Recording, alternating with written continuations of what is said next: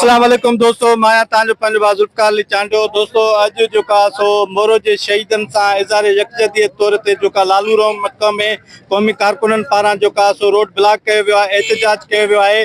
ऐं सो तव्हां ॾिठो हूंदो त हिकु त मोरो में सो पंहिंजे दरिया के बचाइण जे लाइ, सिंधुअ खे बचाइण जे लाइ, पंहिंजे वसीलनि खे बचाइण जे लाइ जॾहिं क़ौमी कारकुनन पुरअमन एहतजाज कयो त उन्हनि ते गोलियूं वसायूं वयूं।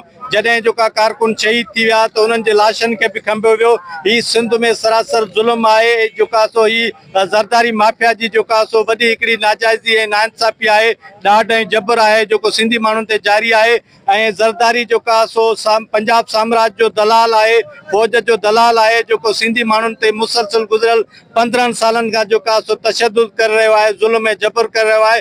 तंहिंजे करे असां अॼु लालू रोक में क़ौमी कारकुन ही सो टोपी अजरक वारा, पटके वारा सभई सो हिते अॼु स्टान ते गॾु थिया आहियूं मोरो जे शहीदनि खे इंसाफ़ ॾियारण जे लाइ। हिकु त सो शहीद ज़ाहिद लिगारी जे सो खून सां इंसाफ़ कयो वञे, ॿियो इरफान लिगारी जे सो खून सां इंसाफ़ कयो वञे। उन जे सो खंभियल समूरनि सो माइटनि खे आज़ादु कयो वञे ऐं उन्हनि खे सो लाश दफ़नाइण ॾिनो वञे। ही सो सरासर ज़ुल्म आहे त जेको पंहिंजे हक़नि जे लाइ आवाज़ थो उथारे, पाणीअ जी ॻाल्हि थो करे, पंहिंजे वसीलनि जी ॻाल्हि थो करे, पंहिंजे ज़मीनुनि जी ॻाल्हि थो करे, पंहिंजे दरिया खे बचाइण जी ॻाल्हि थो करे।